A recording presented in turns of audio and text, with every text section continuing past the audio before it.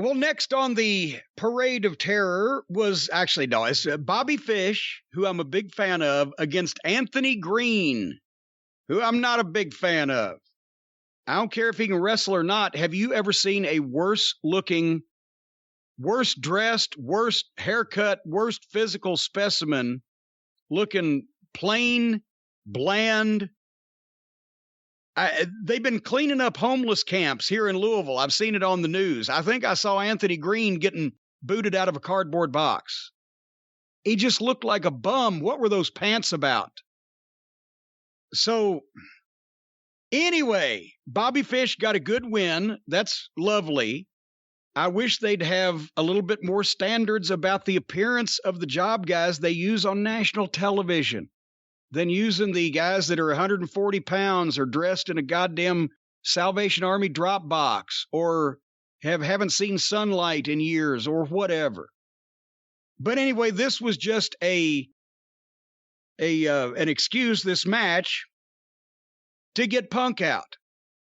Because obviously Bobby Fish won, thankfully, and then went back and got heat afterwards on this guy, which was just a manufactured reason for CM Punk to come out and make the save. But thankfully, did you notice he hit the ring and made the save first, and then they started playing his music when you saw him in the ring? He didn't wait for he's closing up the logic loopholes and run-ins now. He's everywhere. He's like a wrestling doctor for this company.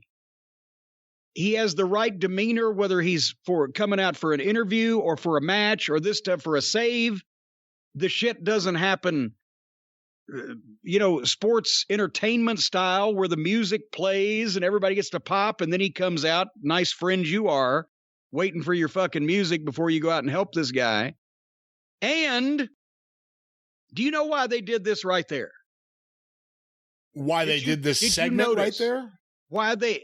And did you notice why they had to milk the heat on Anthony Green by Bobby Fish maybe a little bit longer than you might have gone for that situation? Did you notice why? No, tell me. This was a sly one. Right at the top of the 9 o'clock hours when Punk hit the ring. So even though they didn't have him in a match or even advertised in some way, people switching around after their 8 to 9 o'clock show was over with. And Vince taught me this 20-something years ago with Raw.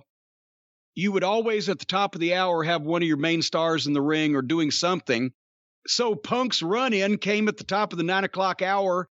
And right as people would be switching by, they heard, like Mussolini! And they saw CM Punk in the ring.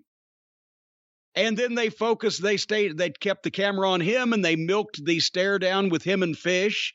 And they kept the camera on Punk as he left the ring because they got 2 minutes at the top of the hour of CM Punk on television. That was smart. Of course, then the rest of the show sucked. But they might have hooked somebody. When this was starting, I kind of groaned because I have not been a fan of Bobby Fish as a singles wrestler. And here he is wrestling another guy who's just off NXT TV with a different name, obviously.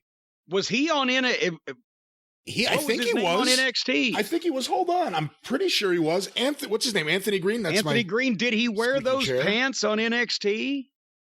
August Gray. Oh, my God. Because he was involved in a deal, I think, and whatever happened, by the way, to poor Timothy Thatcher? Yeah, I don't know. That's another good question. I have no idea. August Gray was involved in something, and I said, this guy is the worst fucking bland, putrid, outlaw-looking fucking guy. And he went and got worse-looking pants and became Anthony Green. Go ahead. But I'm seeing this like, here are two guys off NXT TV, and I'm not too excited about it. And I got to admit, I was wrong because I thought Bobby Fish looked fantastic here. He was kicking ass. I love Bobby Fish. And Anthony Green did his stuff, and it was quick. It was in and out. He really didn't get too much in. Bobby Fish destroyed him. I was thinking after this, wow, I wonder what they're going to do with Bobby Fish. I saw they announced the official he signed. He's all elite. He's not going to do anything with Cole, it looks like. What are they going to do with him? And then Punk comes out, and I'm like, I could go for that match. Yeah. I could really go for that. And like you said, he hit the ring without the music. So there was the confusion, the pop that slowly grew when people realized it was him, the chanting, and then the music. Yes. And I liked that, and I thought it was good, and he had intensity, and I want to see him and Bobby Fish. I really like this segment a lot.